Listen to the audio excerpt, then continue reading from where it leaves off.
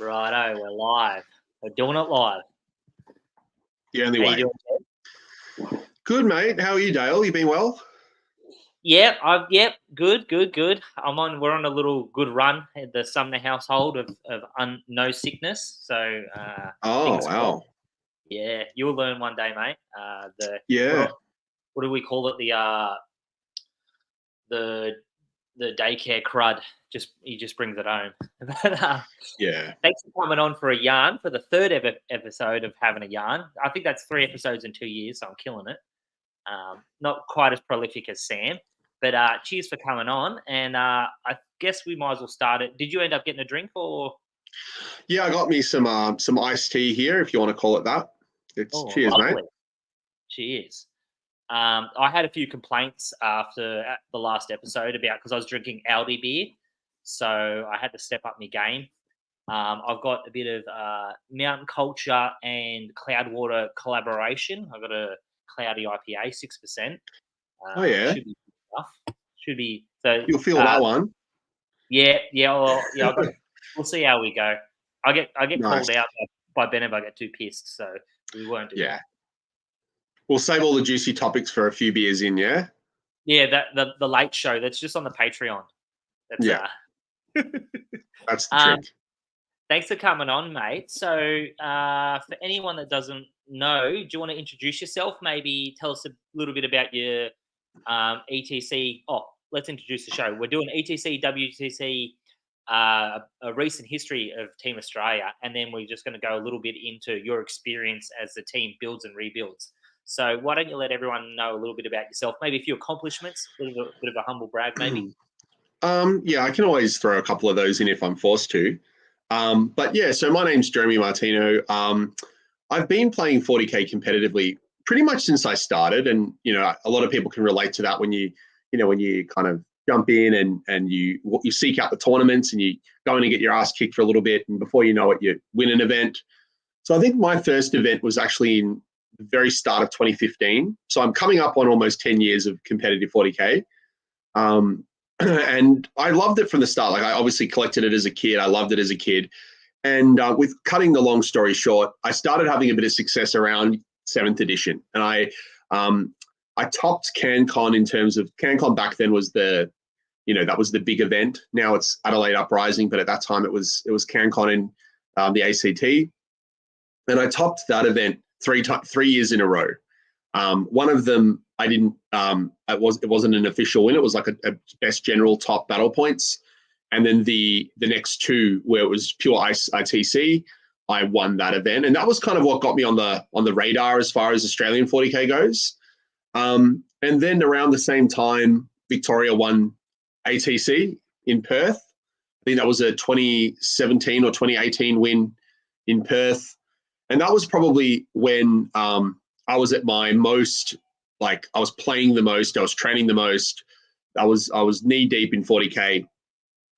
And that was around the time I got selected for my first WTC, which was at that time was ETC. And I played in the 2019 ETC, which is when we went over to Serbia. And obviously we'll talk a little bit about that later, but that was a really huge achievement, proud achievement for me. So scattered through all of those, years is lots of GT and kind of good performances at GTs and majors and things like that. But at this point, my proudest achievements in 40K are my team performances. So as great as it is to, bring home a CanCon gold or an ITC overall top Australian points, for me, they pale in comparison to when you got your arms around the boys and you've brought back a win together. I would even say that our 3rd place last year for Team Australia was a bigger achievement for me than some of those top big wins. I just feel like winning feels better when you're in a team. So, yeah, so I've kind of had quite a lot of success in recent years in terms of team success, less individual success. I did win the Oceanic event last year that was held in Victoria. Won myself a ticket to go and play in Atlanta, but unfortunately wasn't able to. But Big Lockie Rig went over there and did a lot better than I probably would have. So good on him. But yeah, that's me, mate. Lovely. I like it. So, and in there, so you've been to 4 ETC/WTCs, hey? So this will be my fourth this year. So 2 WTC so far and 1 ETC, yeah. Yep. And that has you as, I think, is that equal current serving player? Is it solely been to more? I think that's the highest. Solly and I will both be on 4. I think, I'm not sure if I think Adam Camilleri might be up there on about 3 or so. Simon Gokovic, I know he was quite prolific back in those earlier ETCs. Yeah. So I'm actually not sure how many Simon has, maybe 3 as well, 3 or 4. But I think at this point, I don't think anyone has more than 4. Yeah. And of current members, you and Matt outstrip everyone by That's right. 100, 300%. I don't know how that works. So for anyone listening that's not all over their WTC, do you just want to give us a little rundown of what it is as a event? Yeah, so it's basically like the Olympics of 40K. It's the best way to describe it, or the World Cup of 40K might be another way to describe it. It's just an event that pulls together all the nations. Initially, obviously being called the ETC, it was the European Team Championship, and it was predominantly European countries, and it still somewhat is, to be honest. But since rebranding to the WTC, the administrators have done a really good job of trying to bring in representation from all continents. And they're pretty much, I think I might be mistaken, but I think they actually do have representation from all continents, apart from Antarctica, of course. I think there is literally, there's South American, there's South Africa's there, but Asia. So we're all there. And it's really quite beautiful to see like the jerseys of all countries all around the world, and to see those teams really passionately representing their own nation. It's really, it makes you really proud, not just to be obviously an Australian in our case, but just to be a member of the world 40K community. It really brings the whole community together, and it's quite beautiful to see. So if anyone can ever go over just to play, even just to play the singles event, I would highly recommend just going and checking out what it's like. The vibe is off the hook, I heard. I know Ben went over just to coach last year, and he thoroughly enjoyed himself. And even if I'd say even if you don't have the chops to make the 8 as a player, there's always other opportunities to go over as well as support staff. So definitely, absolutely. So why don't you tell us a little bit about just the concept of being 8 players and how that all works? Because teams is in New South Wales, especially, we do a lot of 3-man and 5-man teams, but not much 8-man. Yeah, so 8-man teams is a format that's been quite an old format. Like this ETC has been 8-man teams as far as I know from the start. So 8-man teams have always been a format that's existed, but it's becoming more popular in the modern day. Like a lot more team events are starting to even open the doors to potential 8-man events. I know, for example, the ATC in the USA that just recently actually ran an 8-man stream in addition to the normal 5-man format. It's basically just, without going into the nitty gritty of the pairings process, it's a team event where you have a full 8 players in your team. And as with your normal 3 or 4 or 5-man team events, you still only can take one faction once. So it still maintains the unique faction rule, which really spices it up a lot when you get to 8. Because when you're kind of taking a 3-man team or a 4-man team, often the best factions just present themselves into like an obvious, array of what you should take. And there's often not super high amounts of variation between the teams. You might, see some interesting choices, or some faction masters take what they like. But when you go to 8 players, you have no choice but to start to take what we would call, B tier or C tier factions. And then it really starts to get interesting. Because when you have to take those factions that aren't the top, you're forced to really start to consider what role those armies are playing. And then when you start trying to consider what role your B and C tier factions are playing, you then reconsider what your tier 1 factions are, because sometimes you might have that tier 1 faction that's really strong and great in singles, but it might actually lose to a couple of skewed B or C tier armies. So because those skewed B or C tier armies actually beat that tier 1 army, a lot of players might actually they reconsider how they run that list because they don't want to end up losing to a weaker codex, and that changes the whole economy of the team event of the format. So it's really interesting. And for those that don't know, the WTC lists are actually out now, and there's a lot of diversity, a lot of really interesting lists, and it goes to show that when you get to that 8-player limit, you see wild things happening. It's definitely the pinnacle of a competitive 40K. There's like the game of 40K, and then you got the game of teams. It's just levels above. And I, from my understanding, most of the top level players enjoy teams a lot more than single 40K. From that perspective, we just had a question in the chat from Ben Davis, and I don't know how much of this is tongue in cheek, but we're going to treat it as a legit question. When you make it to the big leagues like this, is it a full-time job, or are you boys still working full-time on the side? So when I'll answer that quickly. When you're full in the big leagues of streaming podcasts out of your garage, you still have to have a full-time job. How about you, Jezza?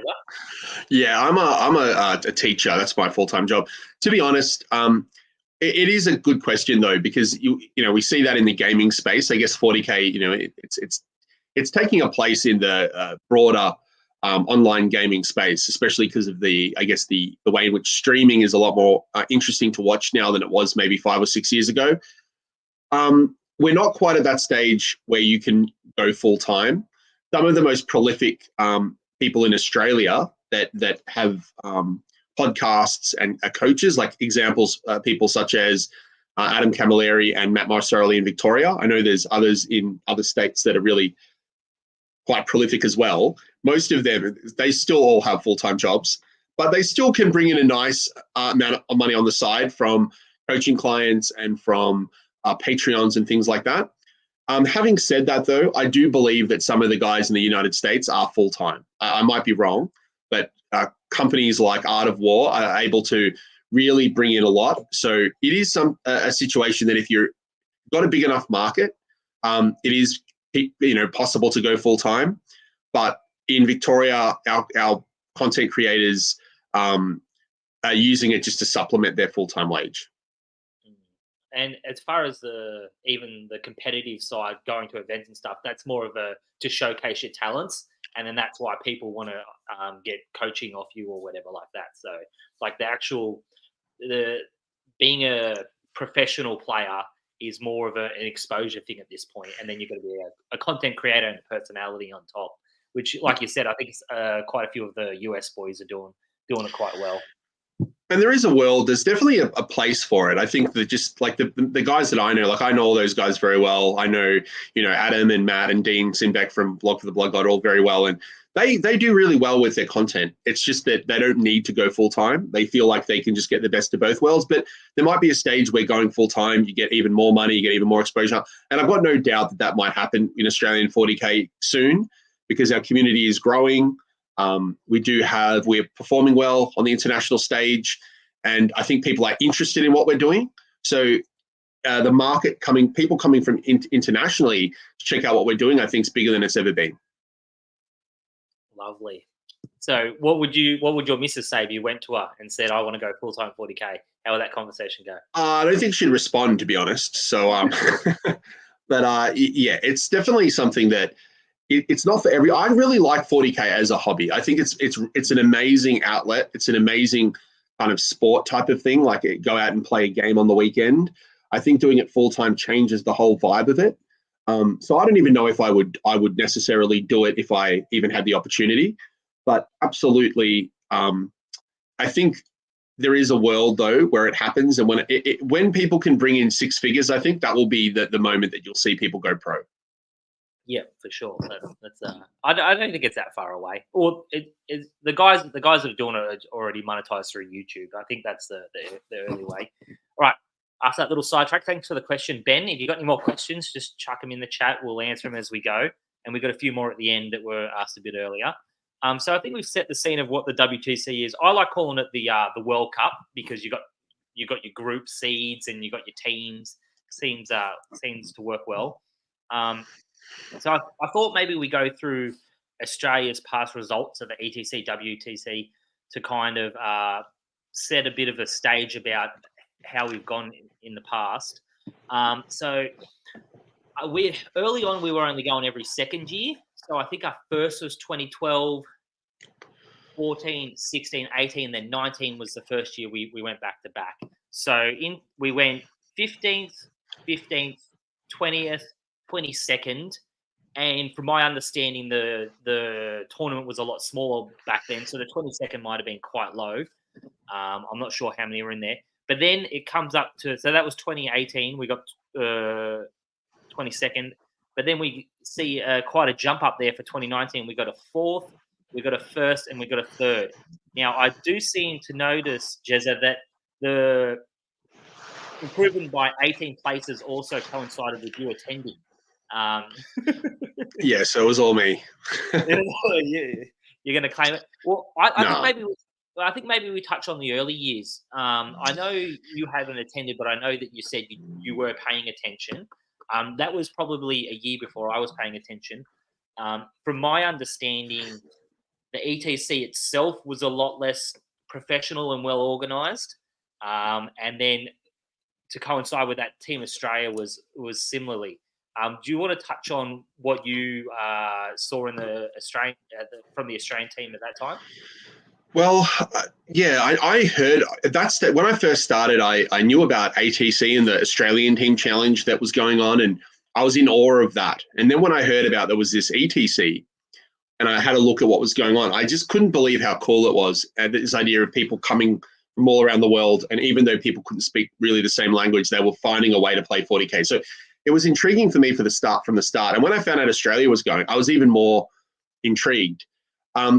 I don't want to disrespect people by trying to name all the people of those original teams, but I know that there's some of the bigger heads of ATC, of the early ATC days, were involved in the ETC. So people like for example, from Victoria, Josh Diffie was mainly involved. From WA, I think Tom White and Michael Bask were involved.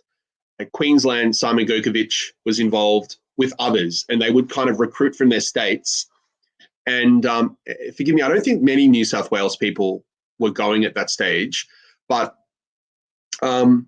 basically they would pull together a team of people that could go, obviously knowing that a trip to Europe is, expensive and difficult for the best of us at the best of times, let alone when you're going for a 40K event and you're really only trying to go squeeze it in for a week. So the original organisers and the original kind of people for Team Australia would just try to get the best team they could pull together, and often that just included people that could go, people that were prepared to put up the $5,000, $6,000, $7,000 to go blow in 1 week. Because once you put airfares, you put accommodation, spending money, and maybe some leave without pay that you might have to take, people often would be spending quite a lot of money just for that week. So we didn't really ever take the A team. It was just who could go. And we would take players that were passionate to represent Australia, people that wanted to have fun. And as a result, I don't think, even though those numeric results aren't necessarily high, I think they're actually quite decent given how difficult it was for us to send a team and how we didn't go every year. So ultimately, we didn't get amazing results, but we were actually, in my understanding, became a very well-loved team. People loved seeing us there. They made great friends with the Pete Platels, the Josh Diffies, those original people that went over. And whenever I was a part of those teams, I would see people out of the woodwork coming to give Big Pete a hug, because they had these long memories that went back all the way into those previous years.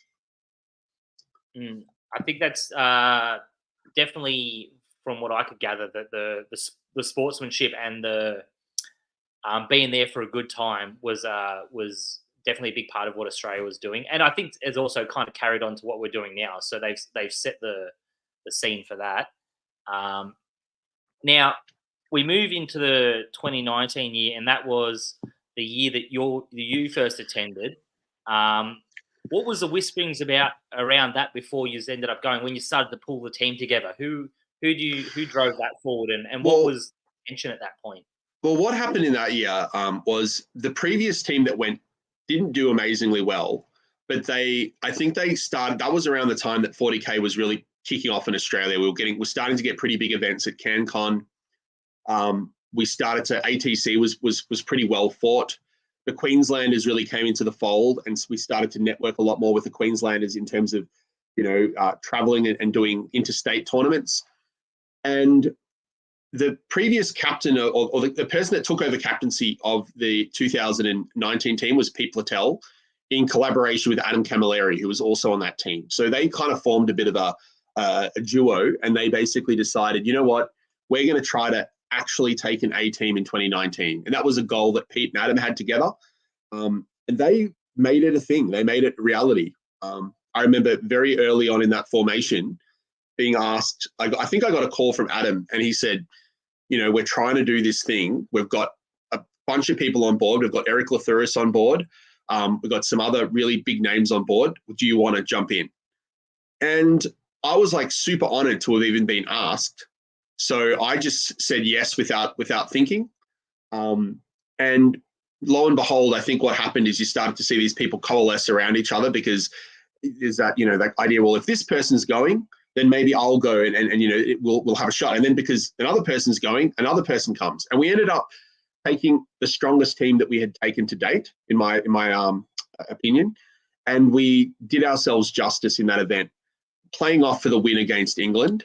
We played well and fought hard, and we ended up really making it into that grand final. And while we had a rough round against them that knocked us down to fourth, we were in a winning position going into that final round, which was pretty amazing for any of us. We weren't expecting to do anywhere near as well as that.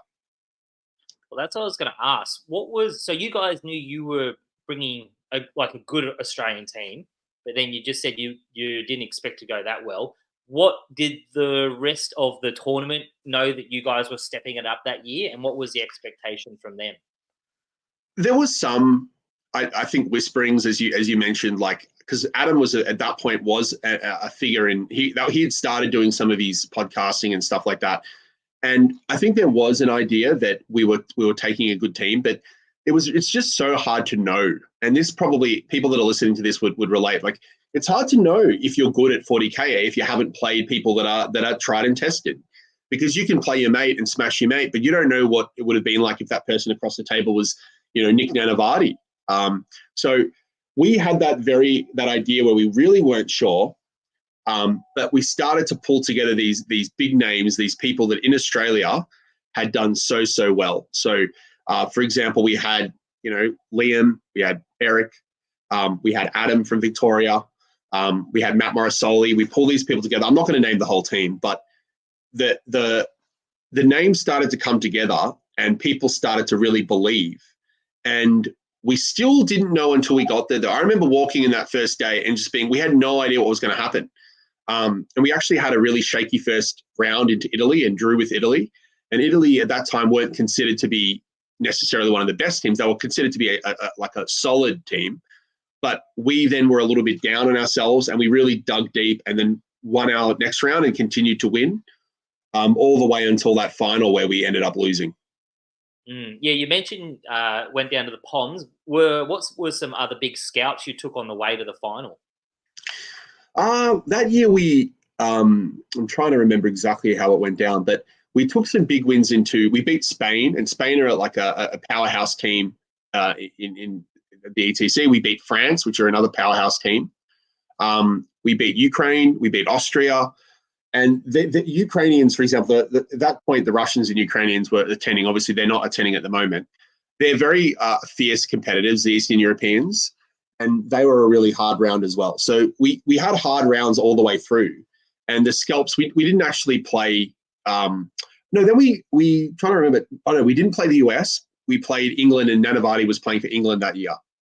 That's what it was. Yeah. Yeah. Big contention about Nanavati thought our orc list was terrible or something. That's right. And Liam smashed Nanavati. That's what it was. Yep. Yeah. But it was great. It was a fantastic event. We loved it. It was really thrilling. And the hosting was great. And it really kind of set off a bit of a bug for us, where we were like, yes, we're going to do it. We're going to. And I remember I stayed on in Europe with Eric Lathuris and Hayden Waldock. We did a little bit of a trip through Greece and Croatia and stuff. And we were already like planning the next trip. We were like, the team was kind of forming. We were posting memes. We set up a meme page called Giant Squid Gaming that we just started pumping memes up for some reason. We just decided to start making memes. But obviously that's when kind of COVID hit after that. So we came home, formed the team, but a couple of years went past before we could actually go and play. What was the response back in Australia with your fourth place? Was because I remember, I think it was maybe before that ETC, it was far more of a obscure tournament that didn't even get much coverage in the American scene. Content, it's not like today where like nearly every content creator is going to have a WTC related bit of content if you're competitive 40K. It was far more niche than that back in the day. Was that a marker set in the sand for like uptick in interest in the Team Australia? Yeah, it definitely was. It showed to, at least to us. I don't know how much the general community cared. I think the general community, the broader community, probably, as you mentioned, I don't think they would have necessarily even known or noticed. But for the kind of the competitive team event community, the people that went to the state championships, it was very invigorating for us. And even for states that didn't have representation on the Australian team at that time, so states like, for example, New South Wales or South Australia or Australia, the Australian Capital Territory, like it didn't matter. We would see these guys and they would come over and they'd give us a hug and shake their hand at ATC and say, wow, you guys did so well. Congratulations. So it brought the competitive community together on the top end for sure. And people were really, and it started to ignite that national spirit. Because when you have someone from, South Australia come up to you and give you a hug and say, well done, even though they didn't have any representation on the Aussie team, it really kind of reminds you, wait, you're actually representing your country. And every Australian that was tuning in was proud. And that was something that really lit a fire under the rest of the team for the next time we went. Well, you mentioned that. So we had a little break there because of the Big C. And in 2022, you guys got the team together. Now, there was a few changes. You mentioned, so you reckon the 2019 on paper was the strongest team you guys have ever put together? No, it was the strongest team to that point. Up until that point, it was the strongest team. And then in 2022, we got this team together that no one thought was possible.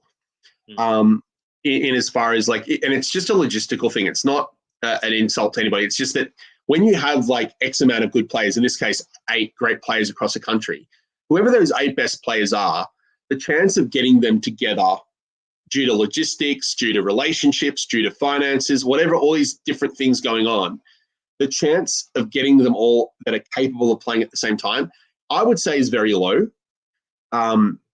Like if you look at any national team in the WTC, the chance that any one of those teams is the actual 8 best in the country is probably, I would say, low.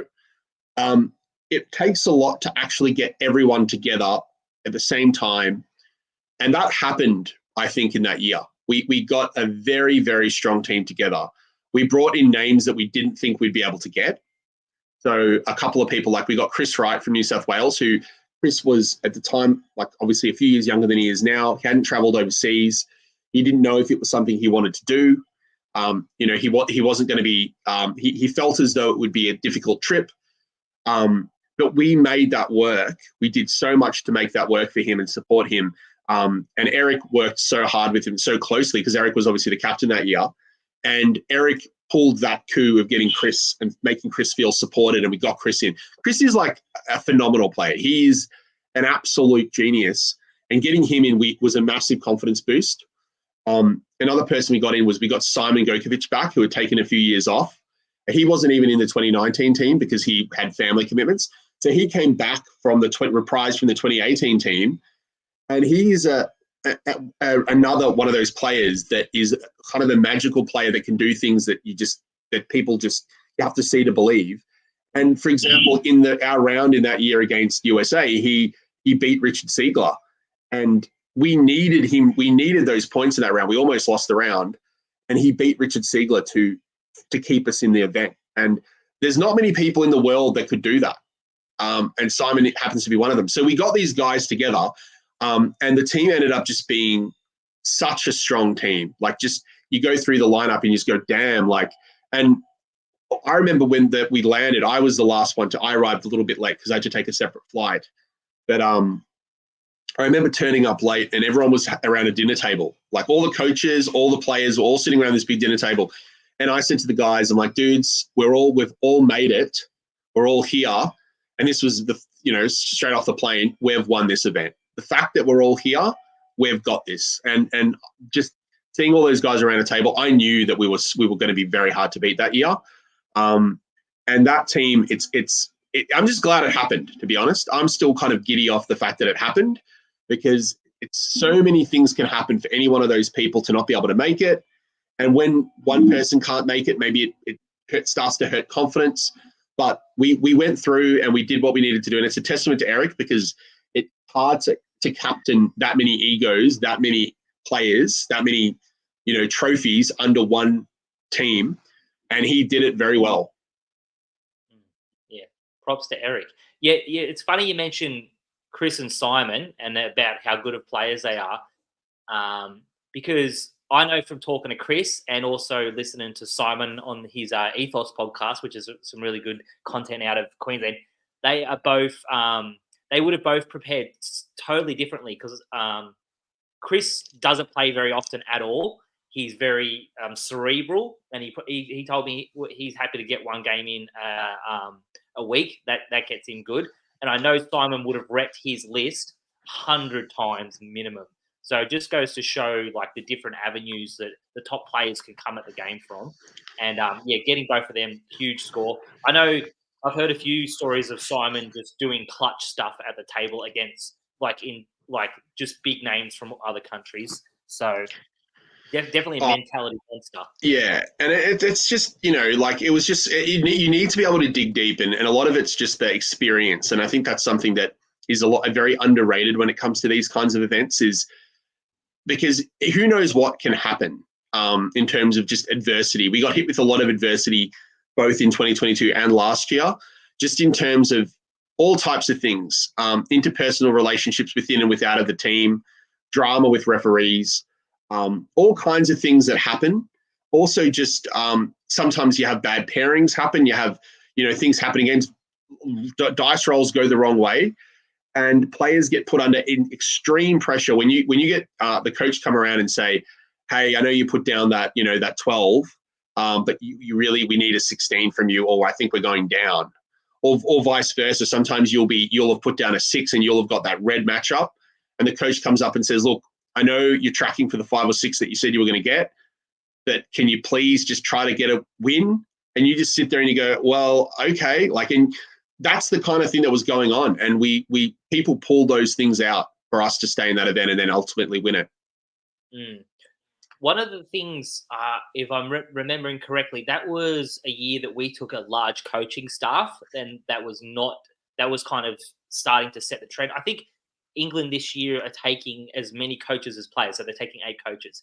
But it wasn't that long ago that wasn't a done thing.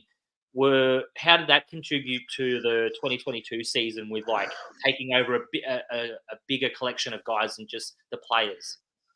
Yeah, we had 4 coaches that year, and then last year we had 5, which was our biggest contingent yet. But I think actually 5 is too many, in my opinion. I think 4 was actually the sweet spot.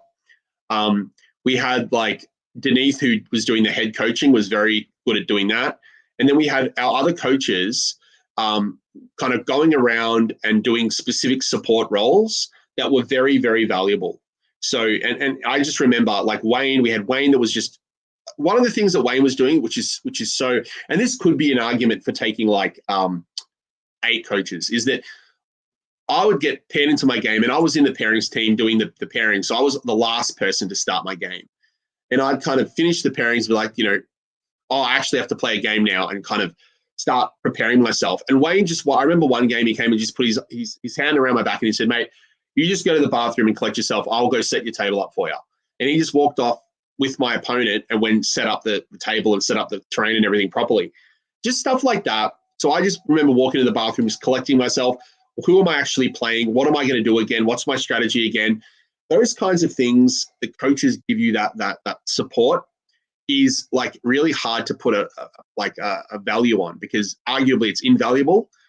And then we had kind of that same year, we had like Macca. Macca was great coming around, like offering that support, keeping an eye on tables.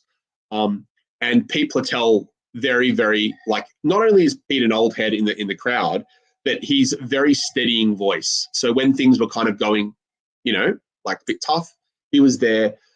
Pete was also really good at just being a kind of a great network with the refs. There were times where if we had any issues with the refs, he's like a bit of a politician. Like, he's a very articulate voice. And sometimes when you've got kind of tension happening, you need those calm, cool heads to go in and sort stuff out. And Pete was really good at doing that. Great. I reckon we spend a little bit more time on this year, mate, the victory year. So I guess one of my questions is, and Sam's posted a little question as well. He's asking about what is it you think about those players and that team which made you feel you were going to win or had a good chance? And I would even like wrap that in with what I was thinking. When lists come out and you had your teams together, did you feel that you guys had outlisted the other teams, or were you just that confident in the personnel you were bringing along? It was a combination. We've always, when I say we've always, I mean from our recent history, because we can't talk too far into the past, but Australia's had a weird meta for even before we really went to the ETC very often. I remember like Europeans and Americans would always look at our list and go, I don't know what's going on. I don't know why that list won CanCon, or I don't know who won that event with that list. It's just weird. Australians are weird.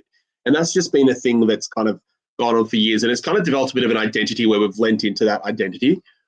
And in terms of that specific year, there was a real ace in the hole we had that year was Eric's on GSC. No one else. I think there was like maybe one other GSC player in the field. There really weren't many GSC players. And Eric was running this list that he had come upon really not that long before list sub. It was like maybe a month before list sub, and Eric was fooling around with the GSC list. And I remember playing him at an event and being like, Eric, this is nuts. Like, you have to play. You really should be taking this list. And we workshopped it, with the whole team. And Eric really got it to a good point. And it was this list that no one actually knew what it did. No one knew what it did. No one knew how it was going to be used. And we were always one step ahead of the opposition, because we were often putting him up. He was this put up where we'd put him up first, and they had to kind of put things into him. And often they would put people into him that we were like, why would they have done that? Like, they've just thrown us a 20 and given us one of their best lists. So we've taken one of their best lists out of the pool, and Eric's 20'd them. And Eric was just smashing his way through while being the first put up. And then by the final round into Poland, at that point we had realized, you know what, we actually can't put Eric up now. It's too predictable. We've done it a couple of times. They've scouted it. We're going to bench Eric from the put up, and we're going to find an alternative put up. And they were expecting Eric to go up. So we kind of psyched them on the back end as well. So that was probably our best list of our lineup. But to be honest, all our lists were really good that year. We had some really, really cool lists. And a lot of them were just a little bit off meta. So a lot of the preparation people were doing into the kind of like the meta list wasn't really applying to our version of that list. And a good example of that would be Simon, who had a Tyranid list at that time. It was the kind of those pretty chunky Tyranids. I think it was a Leviathan detachment Tyranids. I can't remember exactly what it was, but he had like a couple of big units of gargoyles in his army, which was different from the meta list. And that was the kind of unit that disrupted a lot of people, and people didn't quite know what it did. And he was winning games off the back of that surprise factor. But that was happening all through our lists. So it was really good. Lovely. Well, can you take us through a little bit of the group stage and the run to the finals? How did you just have a bit of a smoother one this time? And what are some big teams you ended up playing on the way? I mean, without like going through every single round, like we just were playing very well. We were doing really, really well. We had a rough round into the USA where we drew with the USA, and that was a round where a lot of us and this is where, just to return to Sam Lemon's question from before about why I thought that team had what it took to win. I think it's because we had the reserves, we had the fuel in the tank and the self-belief, because all of the players in that team had won dozens of tournaments each. Matt Jackson, who had jumped onto the team kind of not super late, but somewhat late, he's a player that goes back like way longer than me. And he's won dozens and dozens and dozens of tournaments through the years. And he may have not won tournaments that recently to that year, but this is someone that knows what to do when the chips are down. And every person in the team had not only won dozens of tournaments, but lost dozens of tournaments. Had those situations where you have that crappy day 2 or whatever, and you go into day 3 and you can't win, but you're just playing to try to podium. And I kind of felt like we had enough experience in the team that it didn't matter if any individual person had a bad day or a bad game, that we had the reserve of belief within all the other players. And that's kind of what happened in that event. Like, I had a horrible round into USA. Matt Morrisoli and I both had big losses. We scored 1 point each. And I played John Lennon and got smashed by John Lennon. He got a 19-1. And Matt in the same boat against Harpster. And normally, we would feel like crap and we would go and descend into a cave and cry ourselves to sleep. But Soli and I were just at dinner laughing and memeing and trolling, because we looked at each other and we kind of knew that the only way we were going to salvage this is if we kept our head up and didn't let our spirit go down. So we just kept laughing and joking and memeing. And even though we ended up drawing with the USA, the next morning we smashed England. We just destroyed them. And then we ended up in the final against Poland. And we took a close win against Poland, but we had to beat them to win the event. If we drew with Poland, they were going to win. So we actually had to get the round win versus them, and we pulled it off. So it's just the kind of testament to the strength of the team. And I think there's, even though you can't ever be sure of a win going into an event, I think that was a really, really amazing group of people to be with. Mm. Well, you must have been pretty decent blokes to play as well, because I believe you guys got voted as a favourite team to play as well. Yeah, we won Best Sports that year, which was we weren't expecting, but we also, the Aussies are, and this is an Australian thing. This is not unique to obviously Aussie 40K. Our culture is a culture of lightheartedness. Australians all around the world are known for being funny. They're known for being lighthearted. They're known for being quite familiar with people and quite matey. And that's the kind of the vibe we took to the event. And the Europeans loved it. The other countries, they thought we were really funny. They enjoyed our humor, and we weren't expecting to win Best Sports, but it kind of reflects, I think, the fact that we took a really positive attitude to all of our rounds. And even when there's that tension at the start of the pairings process, and this is something that we've kind of continued on since, we like to have a laugh with our opponents. We like to shake hands. We like to kind of cut through that tension and try to make the round fun. And I think having some humor is a really good way to do that. Lovely. How was the reception this time back in Australia? I know. So a bit of a story.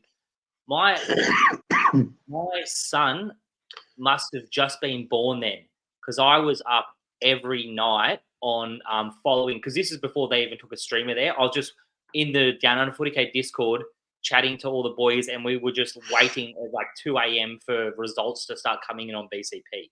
So I know, at least in the Down Under 40K Discord, there was a bigger following that year than the year before. How was the reception after winning it back in Australia? Yeah, it was pretty epic. We didn't know what to expect, but I remember getting people coming up and saying hi and saying congratulations at the events we went to. It was a really special moment to know that we had brought that positive spirit to the people at home, and also just that we raised the profile of Australian 40K, and that's something that I think is still to this day and continuing to happen from the people within the scene. And the next year's team under Liam Hackett did the same thing. I think going there and performing with such, I guess you could say, at such a high level, and being able to take it to these like top level teams, it really has obviously people are proud of us at home, but it's also turned eyes on us from outside of Australia. And I think that's kind of cool to know that those Australian GTs and those Australian majors are drawing a lot more attention than they may have in the past, because people know that when we turn up to WTC, we don't turn up, even though we turn up with meme lists or interesting lists, we still end up typically doing quite well. And obviously we can't speak for what's going to happen this year, but we're not, we're not planning anything different this year. So great result. I was pretty pumped about it. Then you just come back.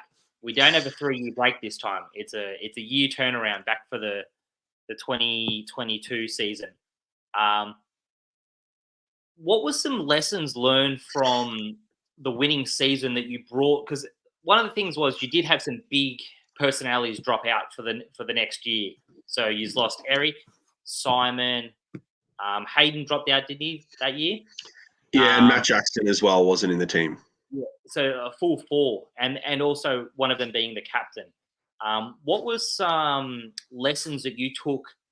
Because at that point you start becoming definitely one of the leaders as far as experience goes of the group. What lessons were you guys taking from that win year to instill on the new players coming in? Well, it's a hard one, because you don't want to put people under that pressure. And I think that, to be honest, was something that, looking at in retrospect, we were under a lot of pressure. Like Liam Hackett's one of the best players in the world. He's also got one of the strongest sense of self-belief in the world. And he wanted to win. He wanted to go back to back, as we all did, obviously.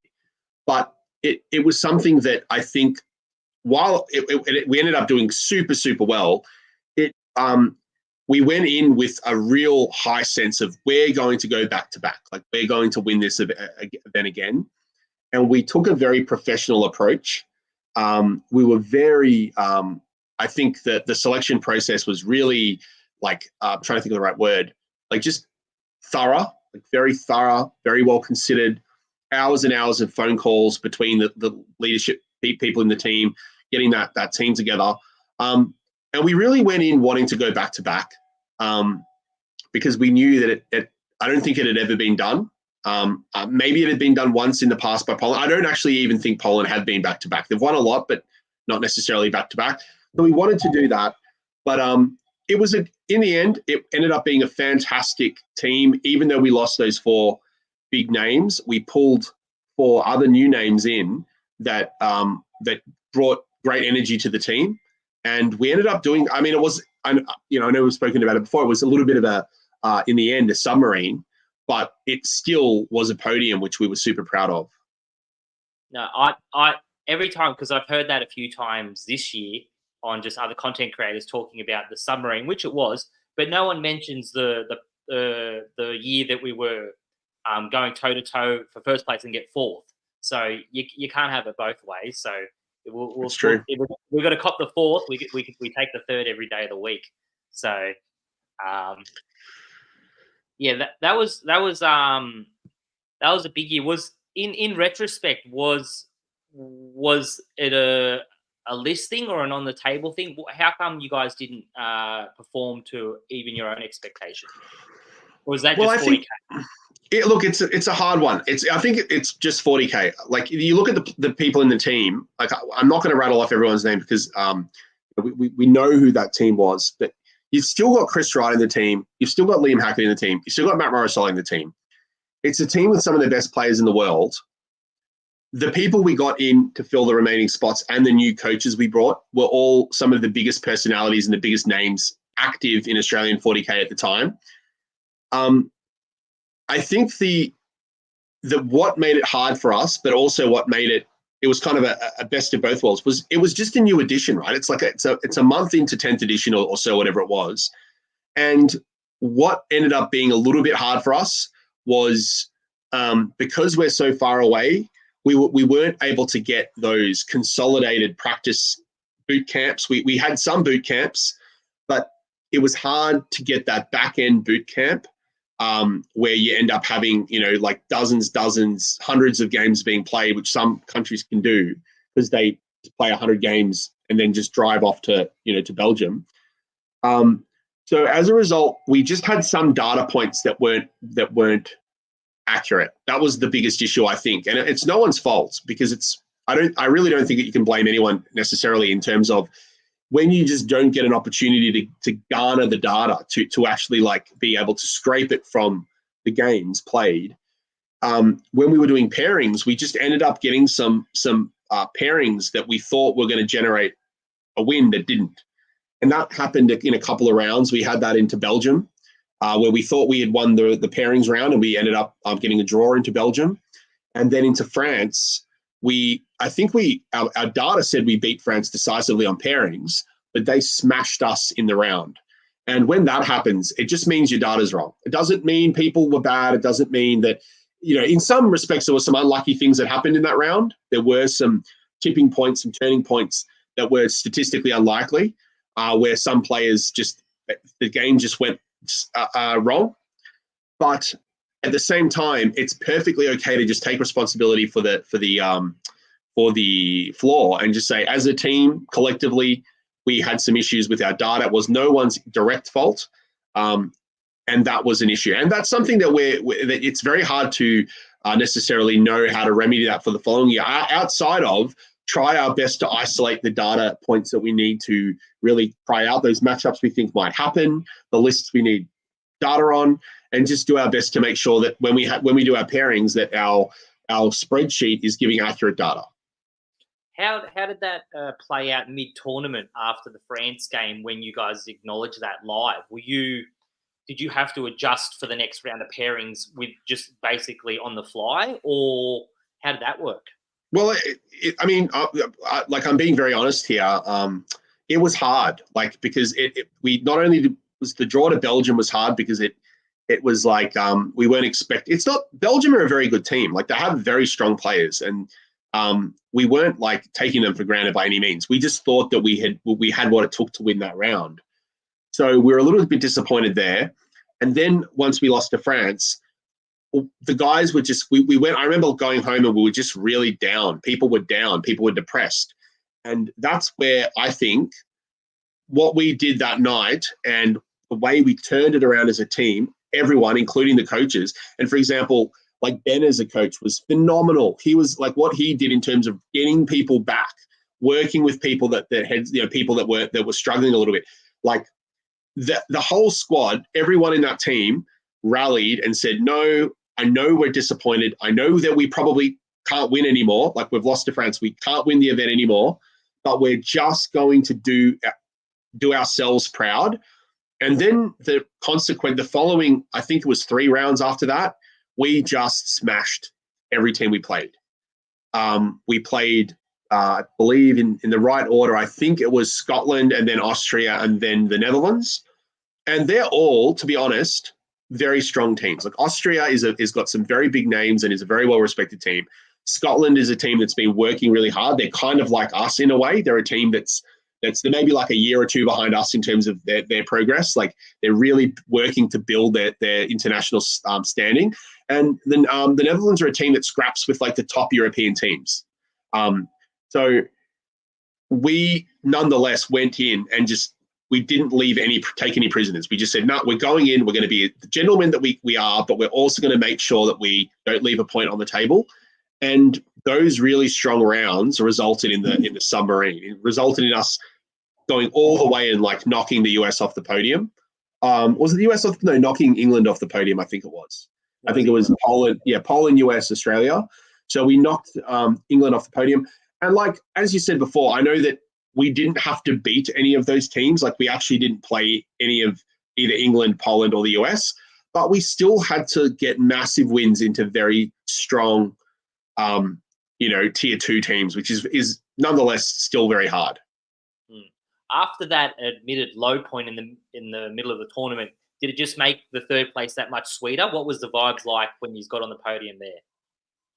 Well, I can't speak for everybody because I think people had different emotions. Some people were blotto. Like there were a couple of guys on the team that were just and that's because they were thrilled. Like we were pretty thrilled. We didn't think we could do it, and we were really happy. I think there was a bit of a sobering disappointment as well. Some people just thought, it would have been good to win. But I feel like, and I made a point of making sure the guys knew that I said to them, guys, this is something that you'll remember forever because you've come to this event, you've got a podium. No one can take this medal away from you now. And the fact that we were in such a tough spot after the loss to France, like if we just said, stuff it, all right, we're getting drunk, let's go out, like it's okay. And then we lose another round, then suddenly we're looking at coming 10th, 15th. But it really took a lot to kind of steady the ship. And that was a testament to the whole team. I think you could tap a few people on the shoulder and say, this specific person, they did really well. But I think if it wasn't for everybody, including the coaches, that wouldn't have happened. Yeah. When they look back on it, or we look back on it as a community, 4th, 1st, and 3rd, 3 years in a run, that may be looked back as the golden age of the Australian 40K scene. So, like, very, very impressive for that level of consistency for 3 tournaments from a traditional non-powerhouse country and with such a small population. Like, we got a lot of stuff not going for us compared to the big dogs, if that makes sense. So, I think it's a great achievement. But that leads us to this year, and I've titled it in my notes, "The Big Rebuild." So we've only got 2 returning players, I believe, and unless I'm mistaken, all the coaches are new because the only returning coach is now playing. Is that the case? That's right. That's right. That is a insane turnover. An insane turnover. So at this point, you and Matt are well and truly the old heads of the team. You're the only ones that have any playing experience. And to put this in perspective, Team New South Wales just come back from the ANZTC, and they had a bit of what they would say was not up to what the standard. I think they were looking for a podium, and as they should always be, and they didn't quite make that. They didn't make the first cut. And one of the big things that they come back and said, that really they didn't realise till after the fact, only one of them had 8-man teams experience, and that lack of just even doing it before they felt was a big contributor. So to take 6 brand new players, or what's the whole? How many coaches you taken? 4 this year or 5? I think it's just 4. 4. So 12 blokes, and only 3 of you have made the trip before. That is an insane rebuild. What was going through your mind at that time? Because a lot of blokes made the decision not to do it. Why were you and Matt, or you speak for yourself? What was the decision in your mind to come back? Well, to be honest, Dale, like I was out as well. When after because I was, I'd been to 3 in a row. I was like, I actually want to give new people a chance to play. And I knew that the way that my life, the trajectory of my life was going, it was going to be very difficult. I then, like you can see behind me, there's the baby stuff. Like my partner was pregnant, and I was just like, well, there's no way I'm going. It's just not happening. I've got a baby coming. And I just remember there was a bunch of us at that Oceanic event, that the Oceanic Championships in Victoria. This wasn't even that long ago, really. It was towards the end of last year. Was it last year? I think it was last year. Towards the end of last year, Dean was there, and I just said to Dean, man, maybe I might be able to come if I get the right kind of, if my leave lines up at the right time, maybe. And it kind of stayed a bit of a maybe. But that spark, Solly got involved. Solly was like, all right, well, let's do it together. So Dean is captain, because Dean was happy to go. If it was Dean kind of was the only one of the remaining team that kind of said, look, I'll take captaincy. We'll make sure we'll do our best. And Dean's a good mate of mine, but like one of the best things that Dean has going for him is he's got a lot of he knows what he's supposed to do. Like Dean's very good at kind of saying, what is my role here? And because he does like content, he does lots of different types of things. He knew that for Team Australia, his role was to try to take the best Australian team. He could just take a team of memers. He could just take a team of people that he knew were going to have a good holiday with him. But he decided to actually try to take the best team and spent so long making sure that he tried his best. Like the amount of no's Dean got, like Dean got rejected so many times from either players that had played on the Australian team or other top players. Like the amount of people he went around that he was able to heckle at players, rope them in, and then as over the course of this period, end up taking, I think the team's a good team. I think we have a good team. Even though it doesn't have the experience in terms of WTC experience, a lot of the players on the team have just as much 40K experience as myself. Like the WA guys are stalwarts that they've always do well at, NZTC. WA is always like a podium contender. They always bring weird lists. They always kind of, you never know, like the names flip around. Sometimes there's new names on the team. It doesn't matter. They're always good. And some of their top players Dean's brought in. We've also got Josh Brody, who I remember Josh Brody was at the first CanCon I ever played at. So whenever that was, 2015 or 16, he was there. So he must have been pretty young because he's a fair bit younger than me. But he's been playing 40K for 10 years. So these are people that are not, like, how you mentioned the experience thing.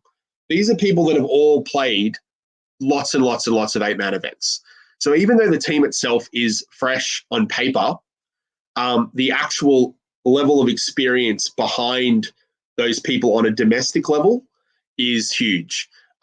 Reece Cunningham from Victoria is like a relatively new player in that he's only played two or three ATCs.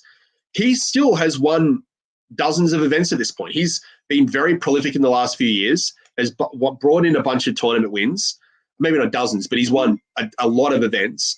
And he knows what it's like to be playing at that top table under pressure. So I think that it's a testament to Dean that he's brought these players together. I think a lot of people in his position would have just said, stuff it, I've got a mandate to just have fun, to just bring all my mates and just go there and have some beers and be the funny team, win best, go for best sports. But like Dean did not do that. And he made a point of forging relationships with people he'd never had a phone call with before. He'd never spoken to these people necessarily before on that kind of level. And he's reached across the pond or across the, not the pond, across the, well, it is the pond, towards WA. I don't have a clue what goes on in WA. It's like another world, eh? I know more about the New Zealand scene than WA. Yeah, it's like midday in WA right now. Like they're like having lunch right now. Like it's basically another country. And who knows? 10 years ago, I think it was. Yeah. But so they've taken on a lion's share. Like I think that's what Dean identified. Like Queensland kind of stepped out as far as representation. Oliver Johnson, he's a legend, came in as a coach, got Ollie as a coach, but we don't have any other Queensland representation. And it's great to have the Queenslanders, like a Queenslander involved, because like I've got very fond with Queensland 40K, and it's a shame that there's a bit of a gulf between the Queensland and other parts of the community at the moment. I'm sure that's just temporary though. But Dean kind of said that the unkind of, to use a kind of a bit of an analogy, like the unmined gold at the moment in Australian 40K is in WA, because they are guys that have been smashing it domestically. They've got a robust scene. They have big events with 100 players. Like they have bigger events than Victoria by 2 or 3 fold. So Dean kind of trusted Lockie Rigg, who was the captain of the team this year, and said, Lockie, I'll leave you in charge of kind of coalescing some names, and then I'll do interviews from there. And my understanding is Dean worked quite a lot to nut out who was going to be representing from WA. But we have 3 extremely powerful players from WA who, when I really started to think we could do well this year was at ATC. Because at ATC, obviously New South Wales didn't do so well. But Victoria, we did pretty well. But what was amazing was watching the WA team do so well, especially the people that were on the WTC team. They were just destroying people. And when I saw how much they were destroying people, like Dean got run through by Lockie, and then he got run through by Jordan. So Jordan and Lockie both ran through Dean, and at that point I was just, well, Dean, that's Dean's words because that's what that's how he felt. Who brought that terminology up? Yeah, Dean hate it. Let it run. Well, Dean, that was like the I guess the most pleasurable zeros Dean's ever had because he knew he had these guys on his WTC team. So yeah, it was good. It was really good. Lovely. Now, in that, so it sounds like we got some gems, and it's one of those ones where you don't know until you know. So, like, I'm very keen to see these boys in action. You mentioned quite a few times in that about the ANZTC, and I think we asked Liam last time, just before last WTC, about that event's how that helps build the team scene in Australia and what it means for those that don't know. We once a year, all the states bring their own 8-man team, and we have our own mini version of the WTC, and very competitive. The boys love it. We always try and bring a strong team from New South Wales. But can you talk a little bit about that event and the culture it brings, and maybe even some advantages it gives Australia as a competitive team? Well, I mean, one advantage it gives us is that because unlike, say, the ATC in the USA, and for people that aren't familiar with that, it's a big team event, but you can join as any team. So you and your mates can join, you and your club can join, whatever. And then there's like there's other tournaments, many of which are in like Europe, that are similar. They're 8-man team events or whatever, but you can just join with your own team. So you can take a team from your country, or you could take like a hybrid team between two countries, or you could just take a group of mates. What makes ANZTC special is that it is a national teams event. So you can't just join with your 8 mates. It is the state and territory teams of Australia and then the North and South Island of New Zealand.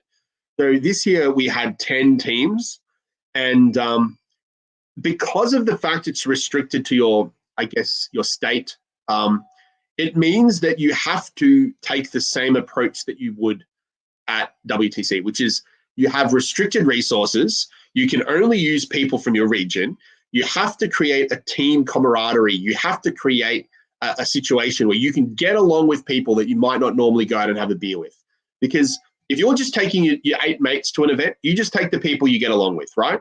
And if you get along with a couple of Queenslanders and a couple of New South Wales people, you can just come together and form a team, and they're your mates that go.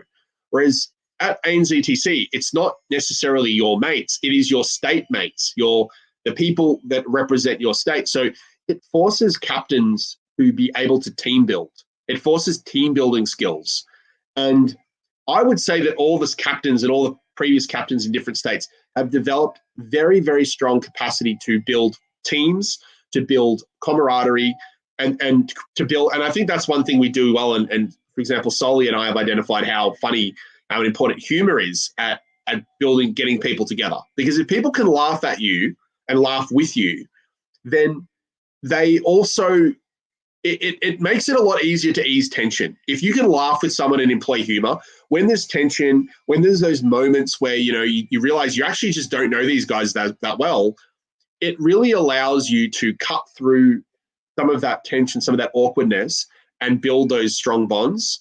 And the experience we get with that through ANZTC means that I think the Australians are very good at coalescing into national teams. And that's what we've shown over the last few years, is that when we come as a national team, we go over there. When there's Australian jerseys come on, like, we are a team. And the captains that I've been under, whether it's Eric, whether it's Pete, with Adam as co-captain or vice captain that year, whether it's Liam, and now obviously Dean, all of these people have shown the capacity to do this. Like, build this team culture, build this kind of sense of unity that starts with people that you aren't necessarily your friends. And I think that's one of the hardest things to grasp, is that in a sport, like if you think about a sport, like whether it's, NRL or cricket or basketball or AFL, like these guys on a team of 20 people or 18 people, whatever it is, they're not all best mates. Like they might all be best mates after they win the grand final, but they're not best mates when they meet each other. They have to form these relationships and learn to trust each other and learn to, support each other. And that's something that I feel like in Australia we're very good at doing, and it's actually paid dividends in terms of our results in our ETC, WTC performances. Lovely. You mentioned the captains there, which kind of covers one of the questions I was going to ask a bit later, but we might as well jump on it now. What has been your experience playing under? It sounds like you've had 5 captains now because you had a double up in the first year. Under the different captains, does their leadership style affect how the team operates from the ground up, or is it more of like a subtle thing on top of the team? And if you have any highlights about maybe their strengths and what they brought to the teams. Well, I think everyone's got a very different style of captaincy. People like Eric and Liam led from the front. They're people that led through results. Like these are people that will jump in against the best players in the world and beat them. And when you have someone like Eric or Liam saying, "Yeah, put me into like literally the other best players in the world, I will smash them," and then you put them in and they either do it or in the pairings process, the other guy rejects that player because he doesn't want to play them. Like that just instills so much confidence in the team when you have these like absolute legends going in there and leading from the front. But then you have people like Pete and Dean who are not the strongest players on the team necessarily, but they are leading through inspiration and through organization. Like I think Pete's biggest testament to his captaincy was the fact that he got all those players together and everyone was willing to take a chance. That was like Pete had to utilize great relationship building and great, just I guess charisma for that to ever have happened. And now Dean has worked like from the ground up. He has spent so long trying to form this team. The leadership is amazing. And I think it doesn't matter where you're from, whether you're from WA, whether you're Josh Brady up in New South Wales or from Victoria, everyone on the team knows how much work Dean's done. And that level of diligence going in from the captain inspires people to want to do more themselves. So there's people in the team that are just really working hard, and Dean's work ethic's contagious. And the WA guys are working like horses over there. They're they're just off their lunch break now. They're back to work. It's really hectic. And you can't really necessarily pick a best captain. I don't think that's the point. I think it's more about acknowledging that everyone's got their strength, and that's what's we've seen rise to the top. Lovely. I think maybe we wrap up a little bit about this year's team. Lists are out. I'm assuming you're all over that. Yeah. What's some goals for this year? What would we had the boys on? Sam had a few of the boys on a bit earlier. Who was your Queensland coach? Sorry, Ollie Johnson. Ollie. He had Ollie on, and he was like obviously bringing a little bit back from the winning year. He said, "Don't expect us to storm all the way to the top," but he's still very confident in some very good results. What are the goals, and what would you personally see as a success for this team at the WTC? I mean, yeah, it's a good question. I think we've got to be realistic at the end of the day. While I'm confident in our team, I think that one of the downsides of last year's team was, I think, the stifling pressure we put on ourselves, and it was all of us. It was no one person. We wanted to win, and we set winning as the only goal. And I think that's admirable when people have that level of like tenacity. But this year, I feel like we need to take a step back and say, look, we aren't taking the people that aren't in the team. Like we don't have Chris anymore. We don't have Liam. Eric's not around.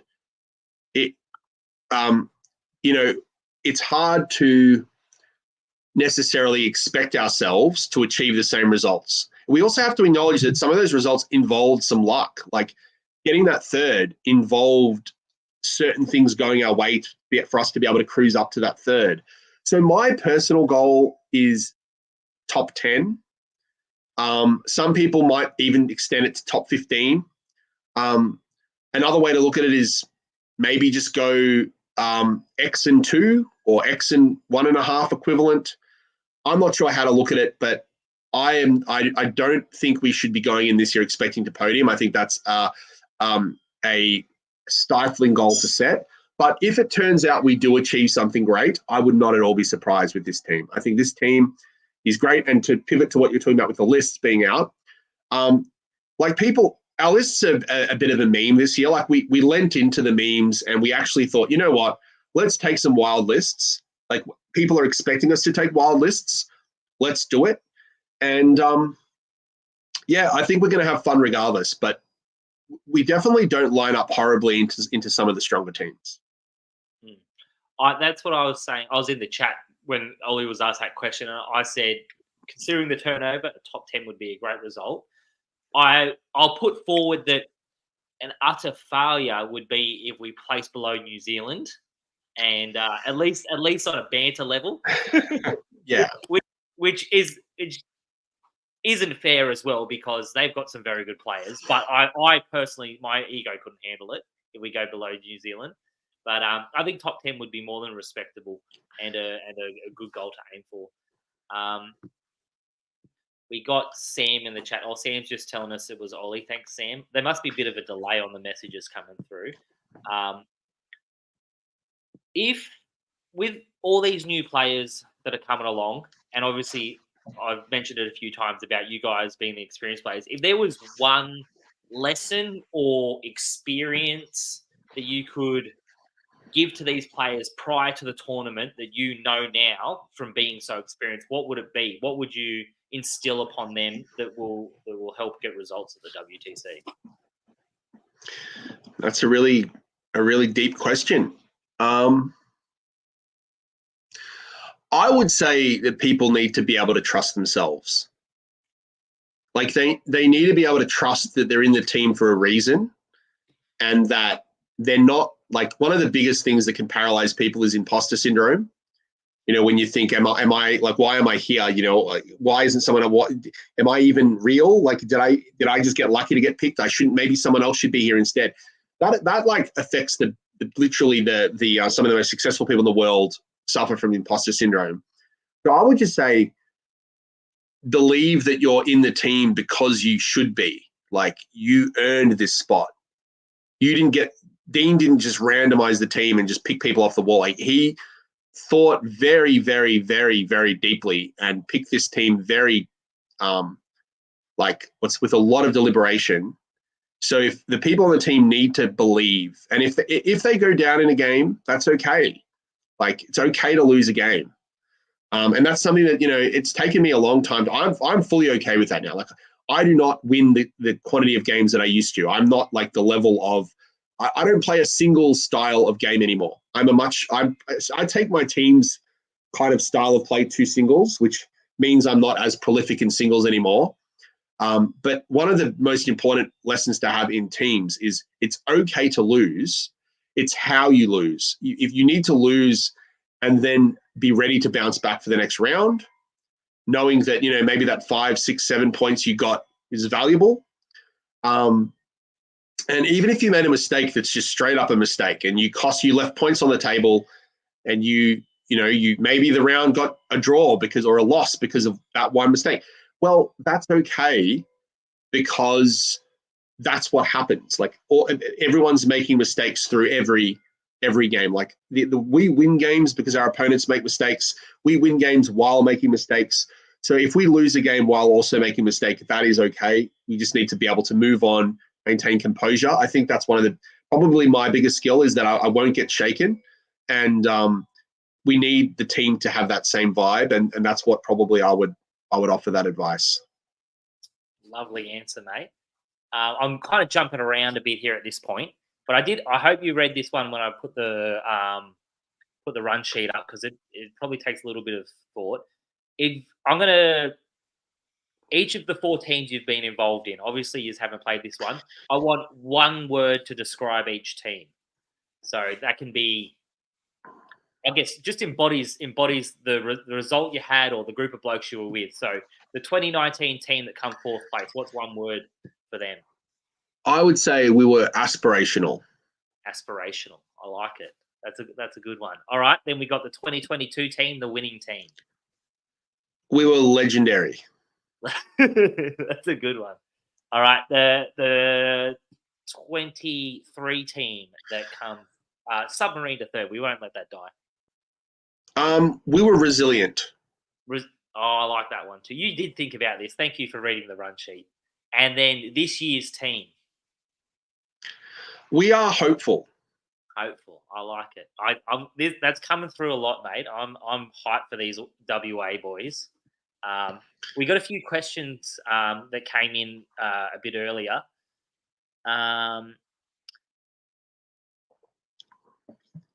This kind of covers a little bit what we've been talking about, but I think it's worth asking as well. What are some of the big things the newbies are going to realise attending their first WTC, and how important is it for you to hand over the baton per se? You know, it's the same question when he says per se, and the mantle to the new generation of 40K players. So, well, I mean, we've kind of touched on some of the things, but I think like one of the things people learn when you start, you jump in the deep end into these guys is that they're all normal. It's like a twofold thing, because when you're coming up, you're used to playing Aussies, you're used to playing your local scene. You think, well, what's it like? Even interstate, you might be playing in New South Wales and think, well, what's it like over in WA? What's it like in Queensland? And then you kind of transfer that to like a foreign country with all these people that speak different languages. And people just don't know. They go, well, are these guys going to be like all really great savant, like amazing genius level players? Or are they not very good?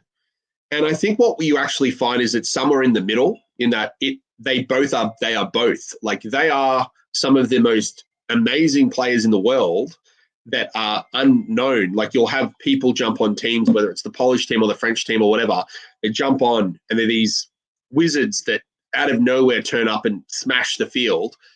But they're also just human. They're normal people, and they can be beaten. They can be rattled.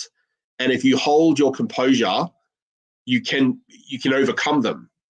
And that's probably one of the biggest challenges we've faced that I've been involved with, was that round into the USA in 2022, because the USA is a team of they're a team of celebrities. Like, yes, they're one of the best teams in the world, but everyone knows who they are. These are names that everyone's heard for years and years and years.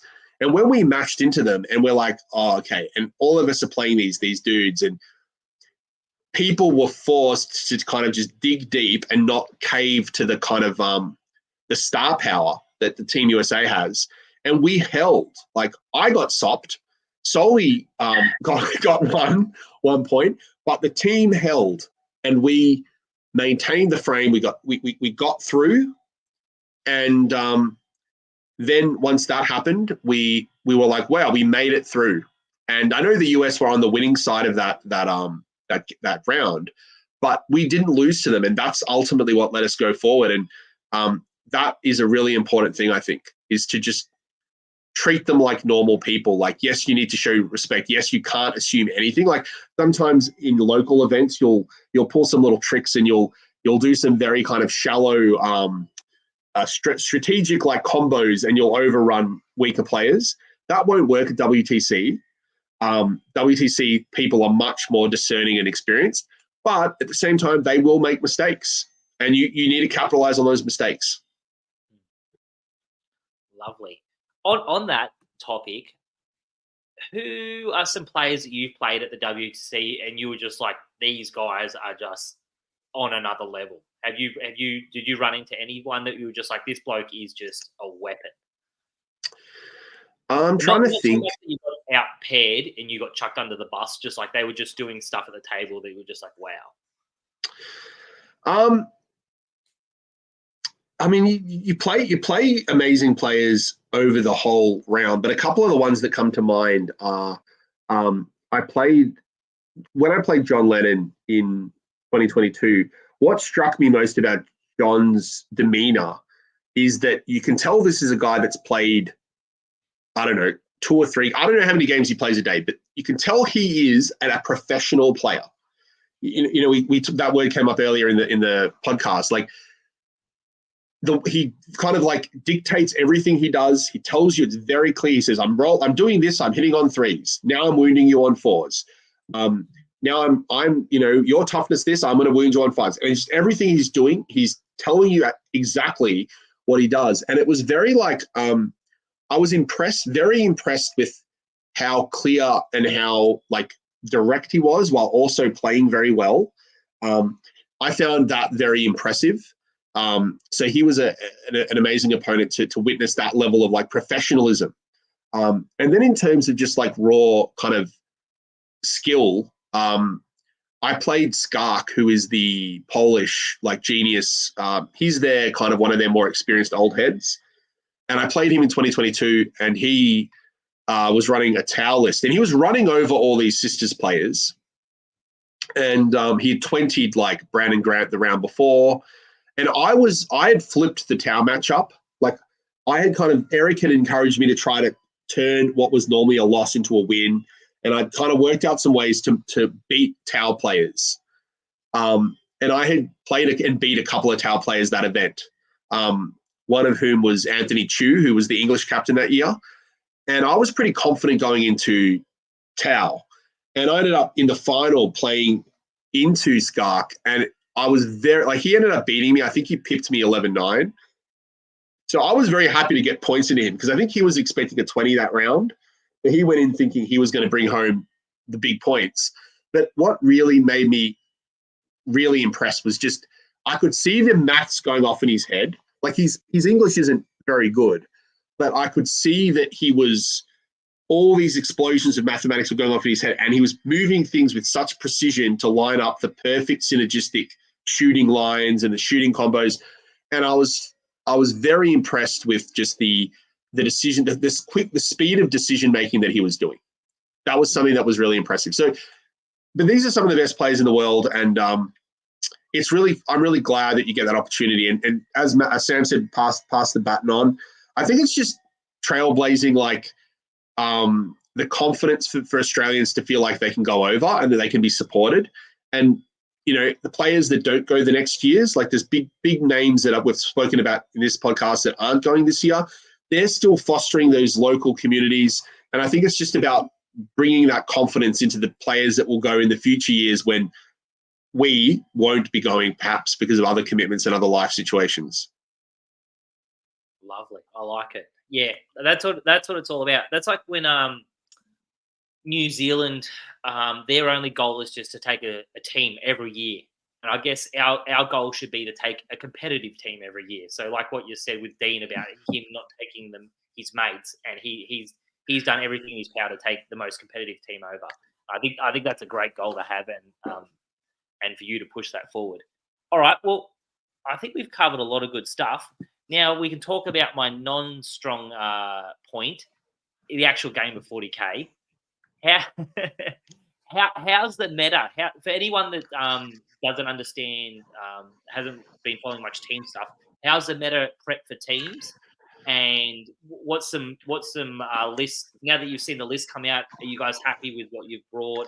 What's some lists? Any big surprises from the other teams? Just like I'm just gonna not talk. I'm just gonna let you lurk about actual meta. I mean, I think there's too much to really like. I'll touch on some of the things like this event. There were so many potential factions that we knew were viable. I think there were probably 14 or 15 viable factions, and g'day Macca. But you must be talking to me. Oh, maybe you, Dale. I mean, you scrub up pretty well. I love the compliment. But yeah, so there were so many potential options of like factions that we just were like, why don't we start by locking in the ones that we think we have to take? But then like we ended up going like we ended up with like 12 teams. It's like, wow, there's so many possible factions. So I think one thing to note is just the meta is so broad and healthy at the moment, which is such a good thing. Even in Marines, there's like 3 or 4 different viable Marine lists. The most popular one's obviously Blood Angels. We're taking Wolves. Another one that you kind of see out there is like a Templars list. But I think one of the most interesting ones is the French Templars list, which is like 100 dudes, like 100, 5 squads of 20 Primaris Primaris Crusaders that all get buffs, and they're actually pretty tough to kill. And that's like a wild list that I think is going to terrify so many people. So even though everyone was kind of talking about how strong like Wolves were, and our BA especially, it turns out that maybe the best Marine list of the tournament is actually Templars. Another really interesting one is Crons. We probably weren't expecting there to be that many Hypercrypt Crons. In the Australian meta, I think it had kind of faded after the nerfs. People thought it wasn't going to be viable, but there's a lot of Hypercrypt. I think that's a pairings tool more than anything else, in my opinion. I'm not quite sure because I'm not super familiar with it. It's a good pairings list, I feel, as an interesting attacker, because a lot of armies just can't play it. So it restricts put-ups a lot. It's an interesting one that's represented quite a lot in the lineups. What else is there a lot of? There are a lot of sisters. That's probably the most kind of predictable thing we saw, was just all the Bringers of Flame sisters, which is obviously a strong, very strong army. What else do we see a lot of in the meta? We were expecting to maybe see some more CSM. There's actually not a lot of CSM. We were also expecting maybe more teams to take Chaos Knights, which they didn't. But a lot of the factions a lot of the really top teams have got interesting kind of picks out of nowhere. So like there's like AdMech lists, there's Tyranid lists, there's Orc lists. So even in the top level, I think those teams like the USA and the Polish team, for example, have some of the least meta lineups, which is quite interesting. I think the overall lesson is just there's so many options. It's just going to come down to like team dynamics, and I feel like our team gelled pretty well in terms of our factions. Like we kind of identified what we wanted. We put people on different factions. There are people like Lockie, for example, who's been doing really well on Grey Knight, so he jumped on them. Soli has been wanting to play Chaos, so he was pretty fervent for CSM, and they were available and he wanted CSM. So we all kind of like coalesced to specific armies. So we're on kind of factions that we feel good on. Dean has probably one of the wildest lists. Have you seen Dean's list? So we've actually got a comment from Andrew Trowbridge, who is the Dice King, one of our long-term sponsors. Post-tournament, we need to hear stories on how you paired the Terminator World Eater list. And I heard Soli talking about it as a meme. So enlighten me. What's going on? Well, I think so. In Australia, well, not in Australia, but in our team dynamic, we're very superstitious. Like we're a very superstitious group of people. I'm very superstitious. I've actually, I think, brought it into a lot of people. Like, I don't know if you've heard the story about me double maining and Soli double deserting, but that's kind of become this. Yeah, like Dean literally the night before our final round last year, Dean ran about 2 kilometers to this frozen yogurt stand to order like half a kilo of frozen yogurt before it closed. So he almost had a heart attack from making sure that he got his dessert so he could double dessert before the night ended, because we said, Dean, if you don't double dessert, we can't win. We can't come third. So he ran off, and so we're very superstitious. But another thing we are is we're very memey. So when you say to someone, you won't, we know you're not going to do that. Like, and I think someone made the mistake of telling Dean that he couldn't take 30 Terminators. And it kind of ended up becoming a meme. And then that meme ended up on the table. Like, let's test it out and see how it goes. And like, obviously we're not going to take a list if it's absolutely crap, right? Like, I mean, that goes without saying. So even though the list is a meme and started out as a meme, it doesn't just roll over. Like, at the end of the day, it is 30 Terminators. They are pretty tough. They're slow, but they are very tough Terminators. Like, my list has got Terminators as well, but Dean's have access to Feel No Pain, which is, I think, a pretty important thing to have. Like, my list last year was the 10 CSM Terminators with Abaddon, and I would have I would have done anything to get 6 up F&P on those guys. Like to get that brick to have 6 up F&P, I would have done who knows what. But Dean's whole list gets 6 up F&P pretty easily. So I don't know. It's pretty good. Lovely. Was there any countries you mentioned? France, and I heard America's took in some wild stuff. Is there anyone that you think just glancing over it that's ahead of the rest of the pack with just on their lists? It's so hard to predict because there's so many teams that are coming in really strong. Like Poland, you can never underestimate. USA has some very interesting lists and some obviously very formidable players. Like even with their new system of recruitment, they've somehow managed to. They've got like an elite team without going team to team to team to team. I think Spain has some interesting lists, but my actual pick for the event is I think France are actually the favorites. Oh, really? Yeah, I think France are going to crush people this year. I don't want to have to play them. Their lists are amazing. The players are great.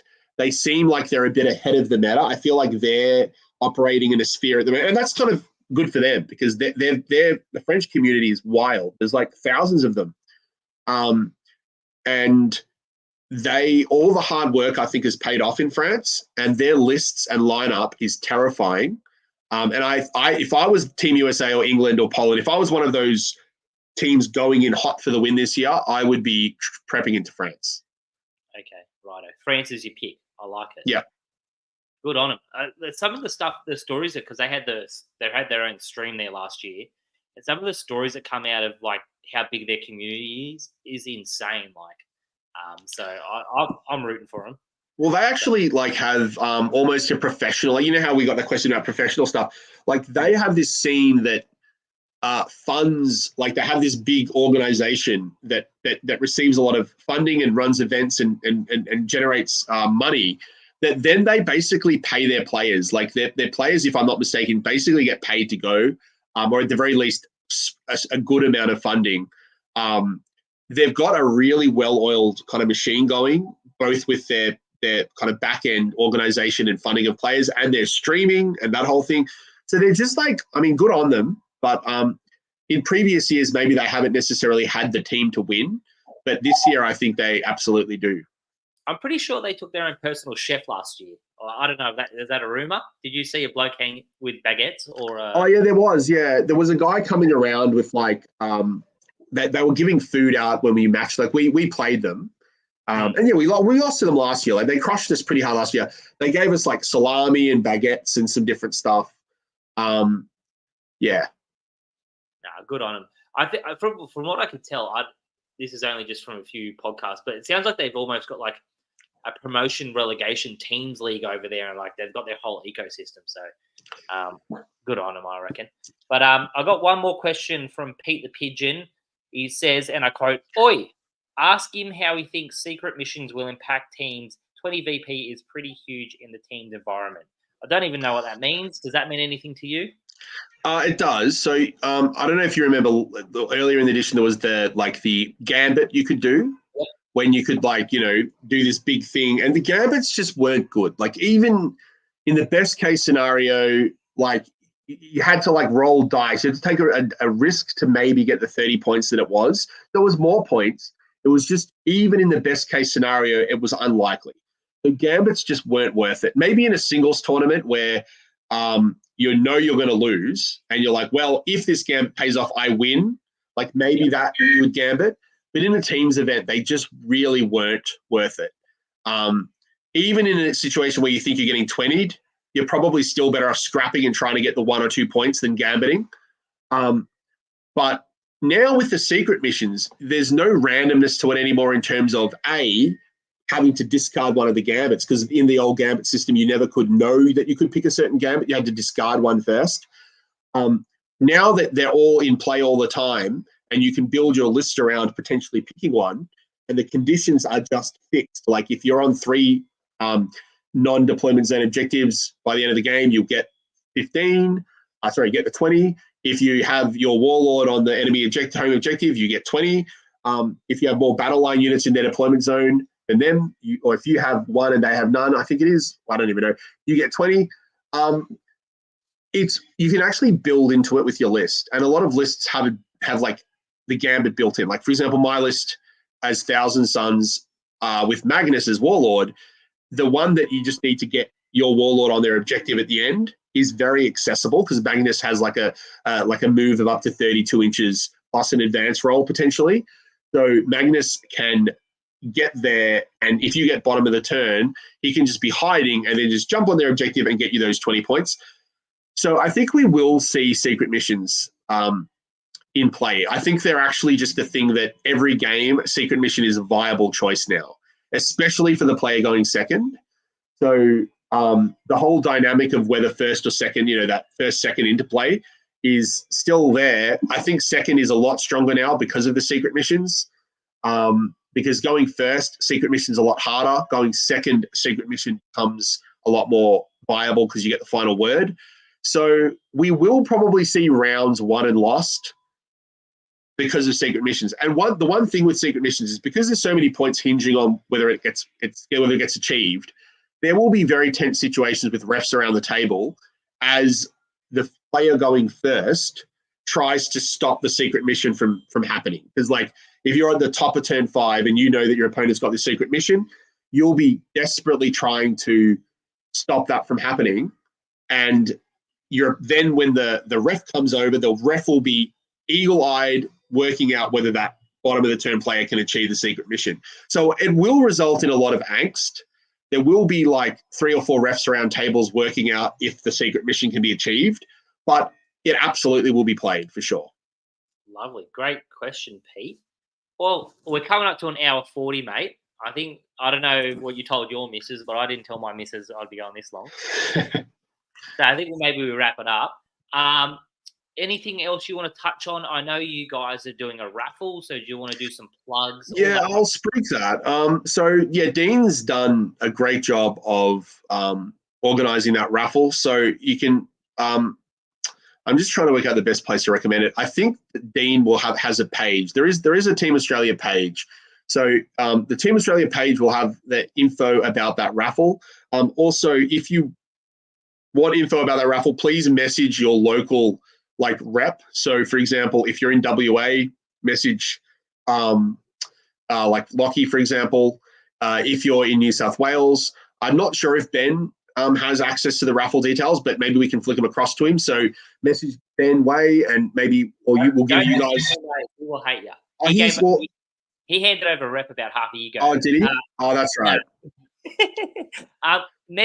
We will repost the Team Australia on the Facebook page, and then just message us. If you listen to this, we'll push you in the right direction. Yeah, and guys, the raffle is there's a massive overlay for it. Dean was able to get 6 or 7, a lot of prizes. We have massive prizes, and the tickets are actually well under the 6,000 amount of tickets sold. So if you buy a ticket at the moment for the raffle, it's actually profitable to buy a ticket, because you're likely to win more back than you spent, because there's less than $6,000 of tickets sold. So it's a great raffle. Goes straight towards supporting the team and building that infrastructure that we want to continue this rolling forward. Lovely. I like it. Anything personal, any shout outs you want to do? Well, I want to, thank everybody in the team this year. I think that we've done such a good job of going over there with our heads up and going in there, as I said earlier, hopeful. Regardless of the results we achieve, we've gone in feeling like we can achieve something. And that's a testament to us as a group, and of course, Dean as captain. But also just a shout out to all my past teammates in the WTC, and also just anyone that's watching this, listening to this, that wants to be involved and isn't sure what to do. I think that's something that you often think, oh, well, I don't know. It's too hard. What do I do? Do I have to win 50 events? I can't do that. I don't have the time to do that. I think that it's actually a lot more accessible than you think. All you really need to do towards pushing towards that situation is to just, when you go to your local RTT or your local GT, just ask if you know anyone. Does anyone know, state reps. How do I get onto my state team? I think in Australia, your state team is your first port of call towards the Australian team. And every state's got pretty solid infrastructure. So if you just try to like seek out information about how to get onto Team New South Wales or how to try out for Team WA or how to find out about, the trials for Team Victoria, whatever it might be, you slowly just network in with people, and it won't happen instantly. You're not going to go from playing your first RTT to jumping onto Team Australia. But if you're in it and around it for a few years, you will eventually be playing regularly with these people. And once you start taking their scalps, you might find yourself selected in that state team. Another good avenue as well, as you mentioned earlier, Dale, is going as a coach. And like, I know like Ben had a ball last year, but Ben was such a valuable coach. Like Ben may not have necessarily been able to get on as a player, but he was a very, very useful coach. He really, when we needed that morale boost, was a very steady kind of like voice that we needed in that time. It's a different skill set, but a valuable skill set all the same. That's for sure. Yeah. So if you want to jump, like, and that's another thing. Like, if you market yourself as I want to come on to Team Oz or Team New South Wales or Team Queensland or whatever it is as a support member, I don't want to come on necessarily to start by playing. That could be a good way to get in and to see how it works. And then as your own playing skills increase as well, you eventually push in via the playing side as well. Definitely. That's happened to quite a few players on Team Australia, so it definitely works. Righto, mate. I'll get my plugs out of the way. Alrighty. Yeah. You'd like to support us on Patreon, it's a little tip jar we use online. We don't hide any content behind it, but it does help run all the content. We also get early access to the tickets to our RTTs, which go fast. A big thanks to Tip Top Terrain, our official terrain sponsor for the Down Under 40K circuit. The guys do some very well-priced terrain sets there, so check them out. If you don't know where to go, just message us on Facebook. We'll chuck it the right way. We got Emperor. This is our long-term prize support sponsor for all of our events, and big sponsor for you guys, I believe, for the raffle as well. Yeah, thanks, Emperor. Shout out Emperor, and shout out the Dice King Custom D6 Designs AU.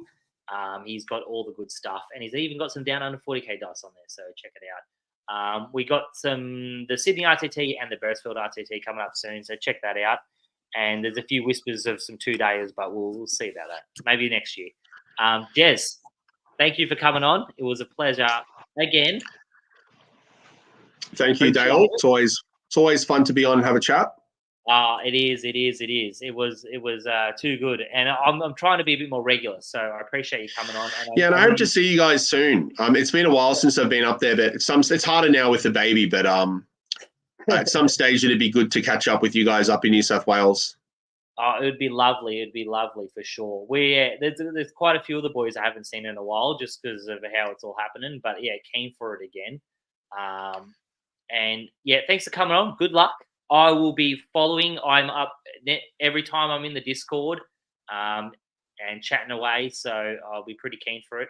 And if you haven't got around that raffle, guys, get around it. And thanks for listening. Hooroo.